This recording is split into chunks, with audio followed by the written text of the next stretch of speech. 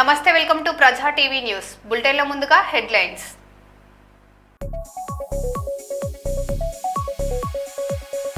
తెలంగాణ రాష్ట్రాన్ని డ్రగ్స్ రహిత రాష్ట్రంగా మార్చడంలో ప్రతి ఒక్కరూ భాగస్వాములు కావాలని పెద్దపల్లి డీసీపీ రామరెడ్డి కోరారు.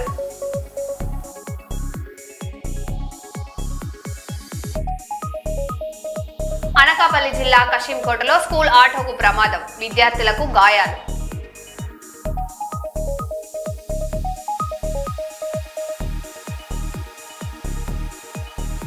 మందమరిలో ఘనంగా మొహర్రం వేడుకలు, పీర్ల దర్శనానికి పోటెత్తిన భక్తులు.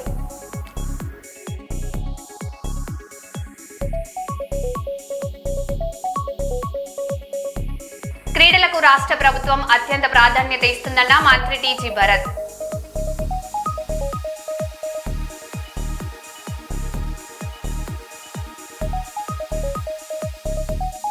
క్లర్క్ లేడీ కానిస్టేబుల్ రాసలీలలు సస్పెండ్ చేసిన ఎస్పీ.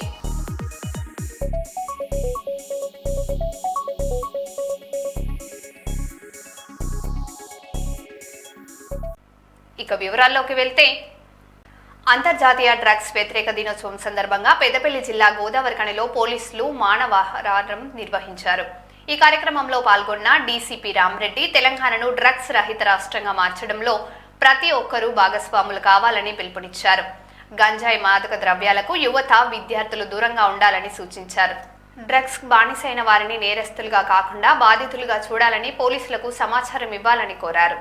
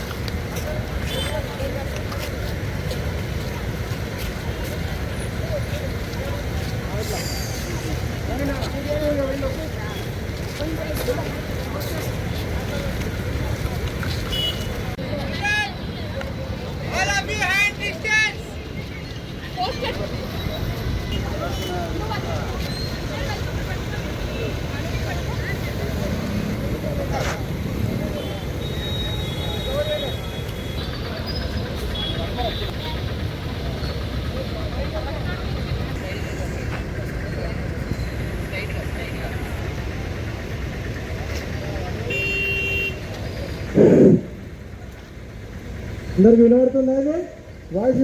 మన గోదావరిఖని పట్టణం యందు డ్రగ్స్ రహితలో భాగంగా ఈరోజు ఈ మానవహారం నిర్వహించడంలో ముఖ్య ఉద్దేశం ఏంటంటే, తల్లిదండ్రులు కానీ వాళ్ళ ఇంట్లో ఉండే సంవత్సరాల పిల్లలందరూ కూడా దీని మీద ఎక్కువ ఈ గాంజాకు తర్వాత మిగతా అలవాటు పడుతున్నారు. కాబట్టి ఉద్దేశంతో ఈ కార్యక్రమాన్ని ఏర్పాటు చేయడం జరిగింది. పెద్దవాళ్ళందరూ కూడా ఉండే యువకులు ఎవరు కూడా అవగాహన కలిగి ఉండాలని పెద్దపల్లి డీసీపీ గోదావరిఖని మడత రమేష్ సార్ 2 నిమిషాల్లో మన ప్రాంతానికి ఆపేసేయండి. ఎవరుగా తెలియదు అసలు అందరూ కూడా దీని మీద అవగాహన కలిగి బాగా తాగడం వల్ల ఈ యొక్క పిల్లల యొక్క యువకులు సుమారు 17-18 సంవత్సరాల నెల రోజులు 18 సంవత్సరాల యువ అతని యొక్క ఆరోగ్య యువకులు ఒక వ్యక్తి ఎట్లుంటున్నాం.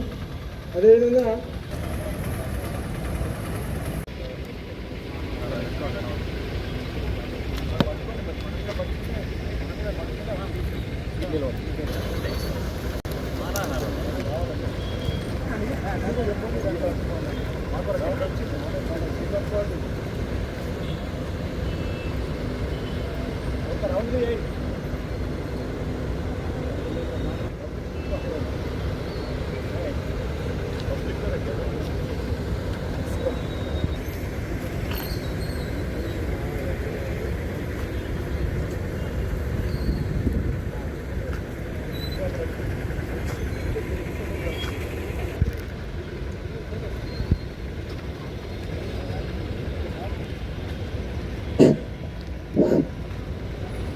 ముఖ్య అతిథులు మన Peddapalli DCP sir Rama Reddy sir, అదేవిధంగా Godavarikhani ACP sir Ramesh sir రావడం జరిగింది.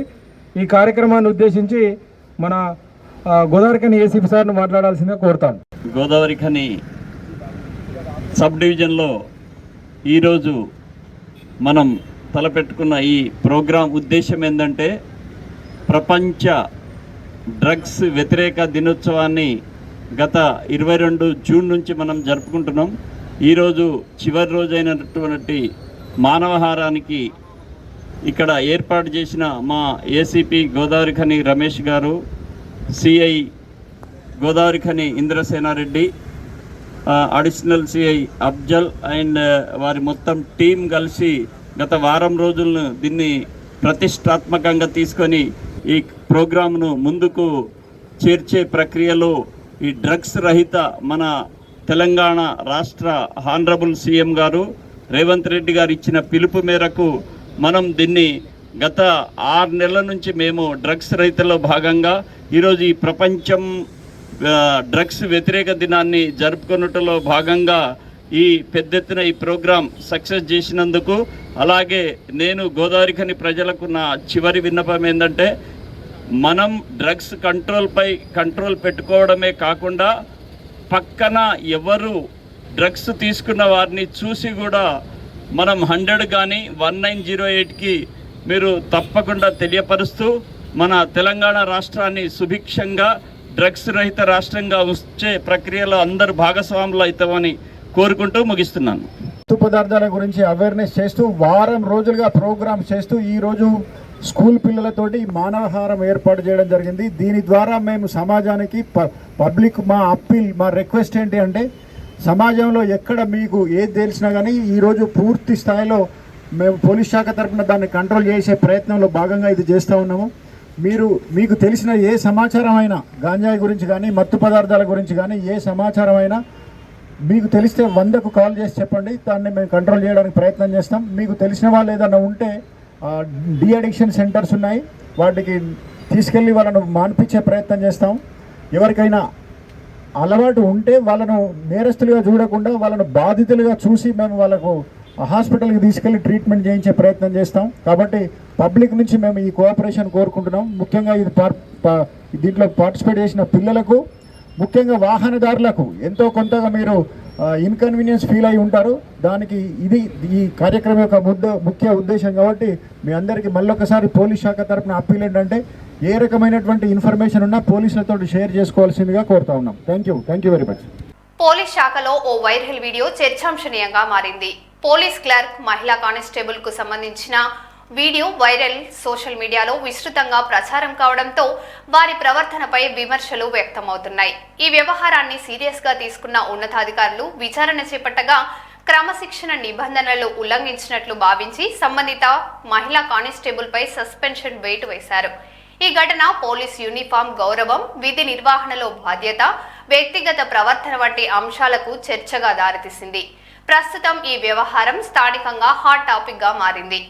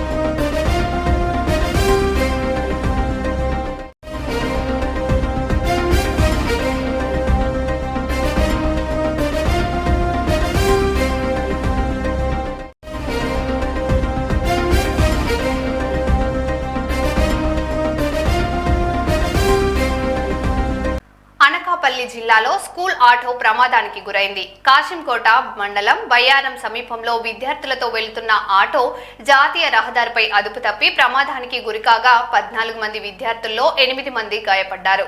వీరిలో 4 పరిస్థితి విషమంగా ఉన్నట్లు సమాచారం. గాయపడిన విద్యార్థులను వెంటనే ప్రభుత్వ ఆసుపత్రికి తరలించి చికిత్స అందిస్తున్నారు. జిల్లా విద్యాశాఖ అధికారి కలెక్టర్ ఘటనపై ఆరా తీసి మెరుగైన వైద్యం అందించాలని అధికారులకు ఆదేశించారు.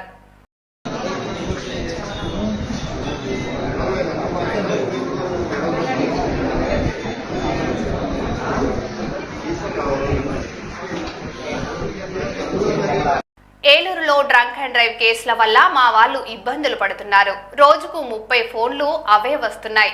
మా పార్టీ మండల అధ్యక్షులకు పోలీస్ స్టేషన్లో ఫ్రీ హ్యాండ్ ఇవ్వాలని జిల్లా ఎస్పీని కోరిన టీడీపీ ఎంపీ పుట్టా మహేష్. ఎక్కడికక్కడ ఈ డ్రంక్ అండ్ డ్రైవ్ కేసెస్ పట్టుకుంటున్నారు సార్. ఎక్కడ ఎస్ఐ డిపార్ట్మెంట్ పోలీస్ క్వార్టర్స్ లో దగ్గరలో అయినా కానీ ఎక్కడైనా కానీ పల్లెల్లో పట్టుకుంటున్నారు. విపరీతమైన చలాలు వేస్తున్నారు సార్. జంగారెడ్డిగూడెం అయినా కానివ్వండి, అలాగే కొన్ని పల్లెల్లో చింతపూడి ఏరియా పల్లెల్లో అయినా కానివ్వండి, అటు పోలవరం మిక్సర్ అందరూ కూడా విపరీతంగా ఈ drunk and drive plus challan ధరని కూడా విపరీతంగా వేస్తున్నారు కంప్లైంట్ సార్. దాన్ని ఎట్లా కొంచెం హెల్మెట్ నార్మల్ గా ఇష్యూ ఉంది సార్, అది కంటిన్యూస్ గా సేఫ్టీ చేస్తాం. బట్ చాలా అది నెగిటివ్ గా వస్తుంది సార్. అది కూడా కొంచెం కరెక్షన్ చేయాల్సి ఉంటుంది సార్ పోలీస్ డిపార్ట్మెంట్.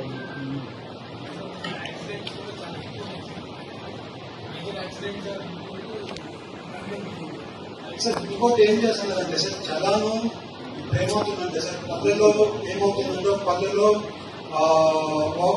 ఇది చేస్తున్నారు. ఆ పల్లెల్లో డ్రంక్ అండ్ డ్రైవ్ చేసేస్తున్నారు, అతనికి పెనాల్టీ వేస్తున్నారు. ఎవరు స్మాల్ ఫెలో ఉన్నాడు, పెనాల్టీ వేస్తున్నారు. విపరీతంగా ప్రాబ్లమ్స్ వస్తున్నాయి సార్. అది ప్రాబ్లం ఏమవుతుందంటే సార్, పొలిటికల్ గా ఇష్యూస్ అయిపోతుంది మాకు. సో కొంచెమైనా కానీ కొంచెం అది ఫ్లెక్సిబిలిటీగా ఎట్లా యాజ్ పర్ రూల్ ప్రకారం మీరు చూడండి sir. But how to control నాకు కూడా గవర్నమెంట్ మీద అగెనిస్ట్ రాకుండా అది కొంచెం ఎట్లా బ్యాలెన్స్ చేయాలో మీరు చూడండి సార్.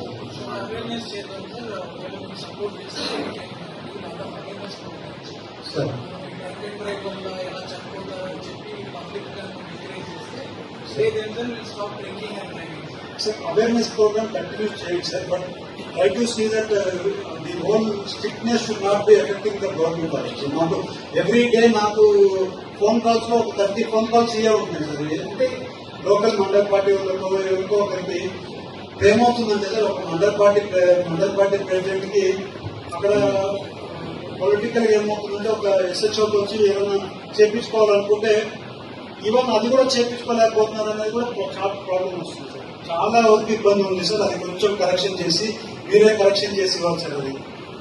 అది కొంచెం ఫ్లెక్సిబిలిటీ ఉండే మండల పార్టీ ప్రెసిడెంట్స్ కి కొంచెం ఫ్లెక్సిబిలిటీ ఇస్తే కొంచెం ఎస్హెచ్ఓలో కొంచెం ఏదైనా కానీ పని చేసుకోవడానికి వాళ్ళకి కొంచెం లూజ్ హ్యాండ్ ఇచ్చి కొంచెం వాళ్ళు వచ్చినప్పుడు ఏదైనా వాళ్ళ కార్యకర్తలు ఏదైనా కొంచెం సపోర్ట్ చేస్తుంటే, అంటే నేను మేజర్ ఇష్యూస్ లేకపోతే చిన్న స్మాల్ ఇష్యూస్ ఏమైనా కూడా సపోర్ట్ చేయాలని మిమ్మల్ని రిక్వెస్ట్ చేస్తున్నాం సార్.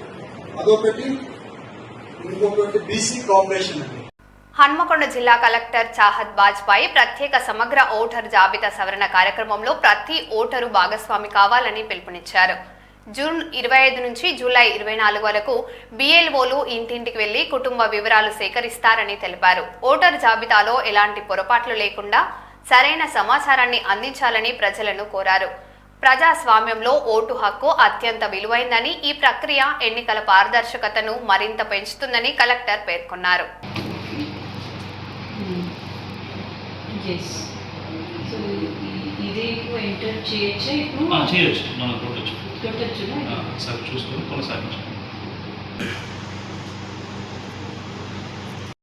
ఏమన్నా అప్డేట్ అంటే వేరే ఏమన్నా అప్డేషన్ చేయాలంటే ఫర్దర్ ఇంకేమన్నా యాడ్ చేయాలంటే ఇది మేడం కరెక్టే వచ్చింది. అన్ని కరెక్ట్.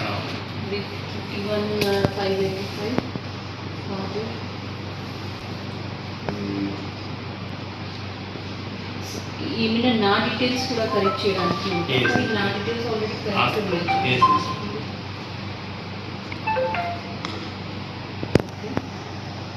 ఇది అప్డేట్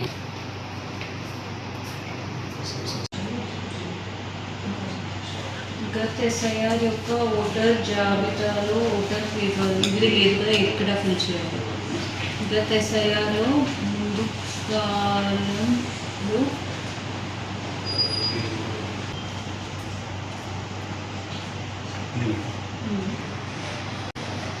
ఓటరు ఫోటో గుర్తింపు కార్డు నంబర్ మదర్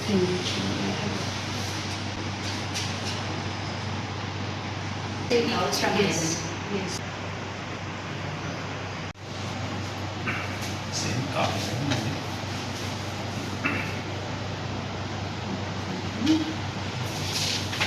ఫోటో అయితే అప్డేటెడ్ ఉంది, అంత పాత ఏం లేదు.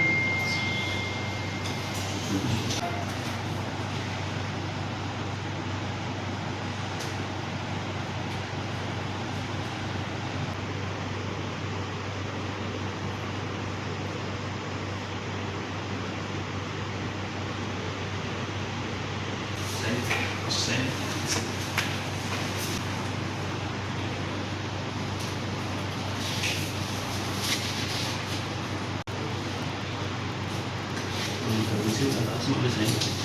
ఒక దానిపైన రిసీవ్స్ అనేది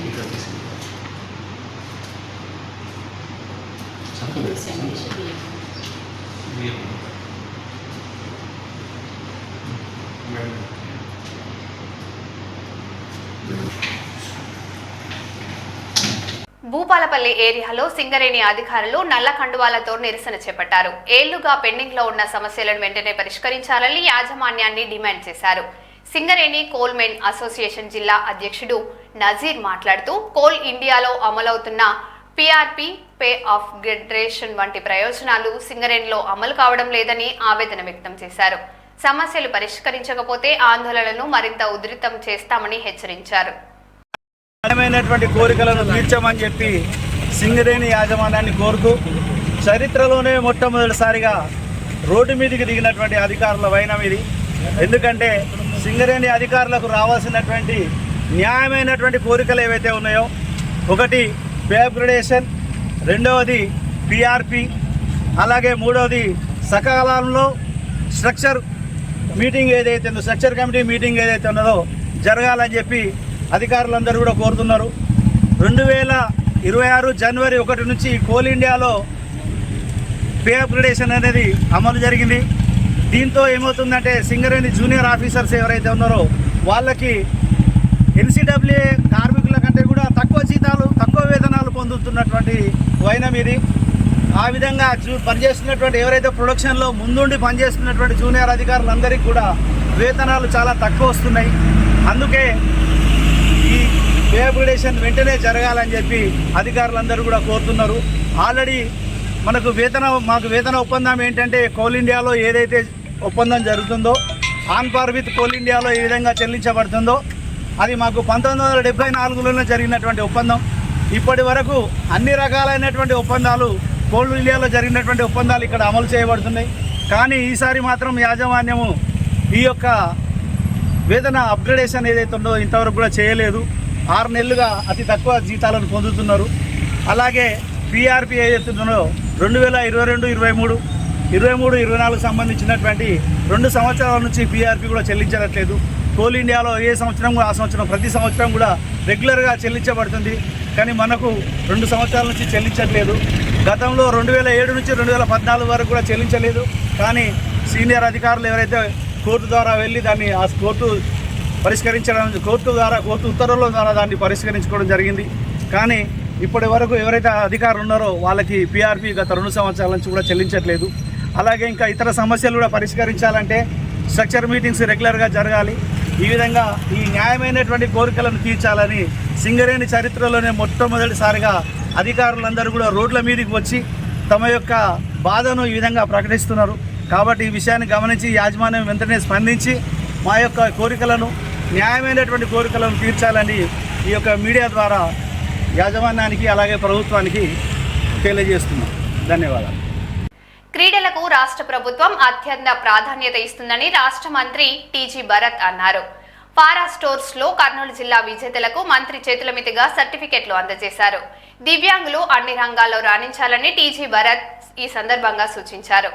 పారా స్పోర్ట్స్ అసోసియేషన్ కర్నూలు జిల్లా అధ్యక్షులు ఎల్లప్ప మాట్లాడుతూ కూటమి ప్రభుత్వం దివ్యాంగుల అభివృద్ధికి ఎంతో కృషి చేసిందన్నారు. ముఖ్యంగా క్రీడాకారులకు ఎంతో ప్రాధాన్యత ఇస్తుంటే ప్రతిపక్ష నాయకులు స్పోర్ట్స్ కోటాలో ఉద్యోగం సాధించిన ఉద్యోగులకు కించపరిచే విధంగా మాట్లాడడం సరికాదని విమర్శించారు.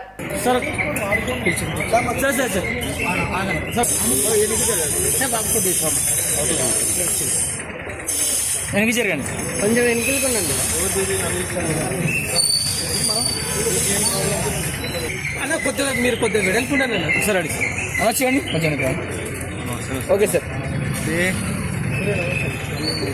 కాదు sir sir okay sir sir stick కావాలని కొంచెం కూడా తిడలేదు కదా ఓకే సార్ అడిగి ఓకే సార్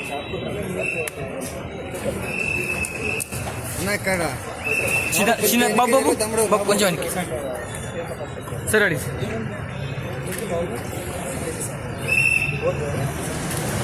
ఓకే సార్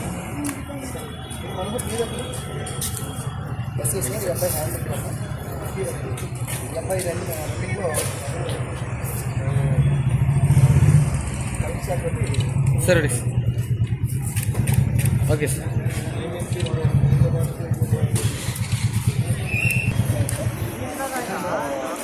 సరే ఓకే సార్ ఓకే నెక్స్ట్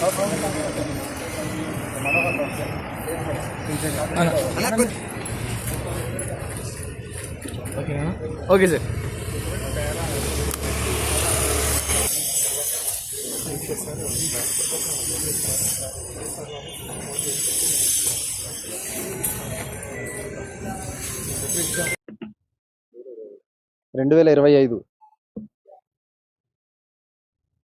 పారా అథ్లెటిక్స్ నేషనల్ స్పోర్ట్స్లో కర్నూలు జిల్లా నుండి పార్టిసిపేట్ చేసినటువంటి విభిన్న ప్రతిభావంతులకు, అలాగే రాష్ట్ర స్థాయిలో జరిగినటువంటి పారా అథ్లెటిక్స్ స్పోర్ట్స్లో కర్నూలు జిల్లా నుండి పార్టిసిపేట్ చేసినటువంటి వారికి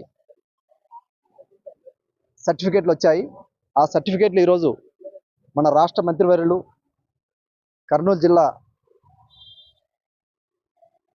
యువ నాయకులు మన భరతయ్య గారి చేతుల మీదుగా ఈరోజు పంపించేయడం జరిగింది. నిజంగా విభిన్న ప్రతిభావంతులకు ఇది వారి జీవితాల్లో వెలుగు నింపేటువంటిది, వారి జీవితాల్లో ఒక చిగురాకు లాంటిది మొలిక ఎత్తి దాన్ని ఒక మానుగా తయారు చేసేటువంటిది ఈ సర్టిఫికేట్ల పంపిణీ కార్యక్రమం. ఎందుకంటే విభిన్న ప్రతిభావంతులు గతంలో ప్రపంచ విభిన్న ప్రతిభావంతుల దినోత్సవం సందర్భంగా మాత్రమే ఆటలు ఆడుకునేటువంటి పరిస్థితి ఉండేది. దానికి ఎలాంటి సర్టిఫికేట్ వచ్చేటివి కాదు. కానీ ఈరోజు రాష్ట్ర ప్రభుత్వం, కేంద్ర ప్రభుత్వం ప్రత్యేకంగా విభిన్న ప్రతిభావంతులను క్రీడాకారులుగా తీర్చిదిద్దడం కోసం వారిని ప్రోత్సహిస్తూ వారి కోసం ప్రత్యేకంగా కూడా ఈ యొక్క పారా అథ్లెటిక్స్, అలాగే ఖేలో ఇండియా, అలాగే స్విమ్మింగ్, అలాగే బ్యాడ్మింటన్, అలాగే ఫినిషింగ్, ఇలా వివిధ రకాల గేమ్స్ పెట్టి అన్ని రకాల వైకల్యం కలిగినటువంటి విభిన్న ప్రతిభావంతులకు ఈ రంగాల్లో ప్రోత్సహిస్తూ వాళ్ళను ఆయా రంగాల్లో అంతర్జాతీయ, జాతీయ, రాష్ట్ర స్థాయిలో గోల్డ్ మెడల్ సాధించిన వాళ్లకు, అలాగే సిల్వర్ మెడల్ సాధించిన వాళ్లకు, అలాగే బ్రౌన్స్ మెడల్ సాధించినటువంటి వాళ్లకు ఉద్యోగ అవకాశాలు కల్పించడమే కాకుండా భారీ ఎత్తున పారితోషికం కూడా రాష్ట్ర ప్రభుత్వం ఇస్తూ ఉంది. దాదాపుగా 7 కోట్ల రూపాయల దాకా పారితోషికం ఇస్తూ ఉంది. అట్లాగే సిల్వర్ మెడల్ రాష్ట్ర స్థాయిలో సాధించినటువంటి వాళ్ళకి కానీ, అదే బ్రౌన్స్ మెడల్ సాధించినటువంటి వాళ్ళకు కూడా ప్రభుత్వ ఉద్యోగాల్లో ప్రత్యేక రిజర్వేషన్ తీసుకొస్తూ జీవో నెంబర్ 4 కూడా గత సంవత్సరంలో ప్రస్తుత తెలుగుదేశం ప్రభుత్వం కూటమి ప్రభుత్వ ముఖ్యమంత్రి వర్యులు శ్రీ నారా చంద్రబాబు నాయుడు గారు ప్రత్యేక చొరవతో జీవోని ఇచ్చి కూడా ఉద్యోగాల్లో ప్రోత్సహిస్తూ ఉన్నారు. అందులో భాగంగానే మన డిఎస్సిలో కూడా అనేక మంది విభిన్న ప్రతిభావంతులకు ఈ క్రీడా కోటాల్లో ఉద్యోగాలు రావడం నిజంగా ఆనందించదగ్గ విషయం. ఇలాంటి ప్రోత్సాహాలు జరుగుతూ ఉంటే మన ప్రతిపక్ష నాయకుడు, ముఖ్యంగా 11 సీట్లకు పరిమితమైనటువంటి వ్యక్తి అపహాస్యం చేస్తూ క్రీడాకారుల కోటాలో వచ్చినటువంటి ఉద్యోగాలను కూడా అవి అమ్ముకున్నారనేటువంటి విధానంలో మాట్లాడుతున్నారు. నిజంగా మీకు సిగ్గుసేటుంటే, నిజంగా మీరు రాజకీయ నాయకులైతే మీరు ఒక మనిషిగా పుట్టింటే మిమ్మల్ని ఒకటే అడుగుతా ఉన్నాం. మీ ప్రభుత్వ హయాంలో భర్తీ చేయలేనటువంటివి, మీ ప్రభుత్వ హయాంలో ఇయ్యనటువంటి ఉద్యోగాల్ని ఈ ప్రభుత్వం ఇచ్చి ప్రోత్సహిస్తూ ఉంటే వాళ్ళని వాళ్ళ ఉద్యోగాలు తొలగించే విధంగా మీరు పూనుకోవడానంటే మీరు మనుషులా లేకపోతే మన నర్మరాక్షలో ఒక్కసారి ఆలోచించాలని చెప్పేసి ఈ నాయకుని ప్రశ్నిస్తా ఉన్నాం. కాబట్టి రాష్ట్రంలో మరో బులెటిన్లో మళ్ళీ కలుద్దాం. Stay tuned.